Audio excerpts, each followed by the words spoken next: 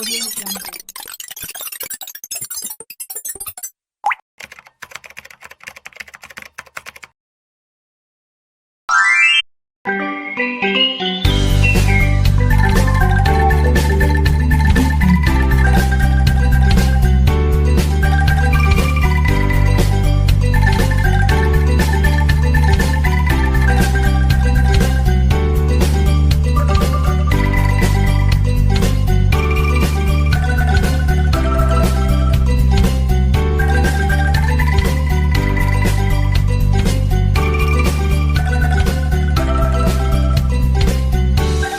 Komplikasi diabetes pada jantung dan pembuluh darah.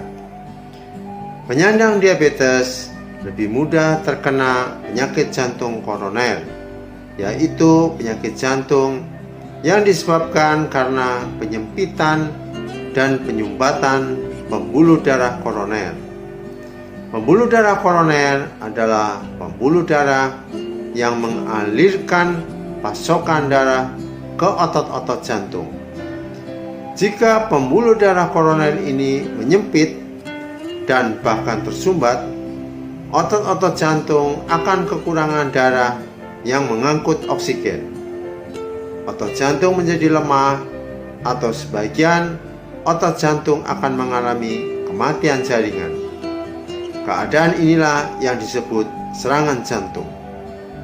Selain itu, keadaan diabetes yang tidak terkendali baik dan sudah berlangsung lama akan melemahkan daya pompa otot jantung, sehingga diabetesi mudah sesak napas ketika naik tangga, jalan, mandi, bahkan tidur sekalipun. Keadaan ini disebut kegagalan jantung. Selain di pembuluh darah koroner, komplikasi diabetes pada pembuluh darah juga sering terjadi di pembuluh darah otak. Sumbatan di pembuluh darah yang mengaliri otak dikenal sebagai stroke, dengan gejala-gejalanya berupa lumpuh atau lemah separuh tubuh, gangguan bicara baik pelo atau cedal, bahkan bisu, gangguan menelan, bahkan dapat meninggal dunia. Apabila penyempitan ini dan sumbatan terjadi di pembuluh darah tungkai, diabetesi akan merasa tungkainya sakit sesudah berjalan pada jarak tertentu. Karena aliran darah ke tungkai tersebut berkurang. Bila sumbatan pada pembuluh darah kaki sedemikian beratnya, akan menimbulkan kematian sebagian jaringan yang ditandai dengan perubahan warna jari kaki menjadi hitam dan berbau busuk, dikenal sebagai gangren. Komplikasi diabetes pada hati, lambung, dan usus. Diabetes yang tidak terkendali dengan baik dapat mengalami penyakit hati atau liver karena diabetesnya, bukan karena kekurangan gula pada dietnya. Keadaan ini disebut sebagai penyakit hati diabetes. Sama seperti non-diabetes, penyandang diabetes dapat juga tertular hepatitis A, B, dan C. Jika menderita hepatitis dan diabetes bersamaan, tetap tidak boleh minum yang mengandung gula, tetapi di dalam dietnya harus mengandung lebih banyak protein dan kalori. Merupakan anggapan yang keliru bila diabetesi mudah terkena penyakit liver karena kekurangan gula. Yang benar adalah penyandang diabetes lebih mudah terkena gangguan hati karena diabetesnya tidak terkendali dengan baik. Karena sudah sedemikian lama penyandang diabetes, akhirnya syaraf yang mengatur pergerakan lambung atau mah akan mengalami kemunduran, sehingga fungsi lambung untuk melumatkan makanan akan melemah. Kemudian lambung menggelembung sehingga proses pengosongan lambung terganggu dan makanan lebih lama tertinggal dalam lambung.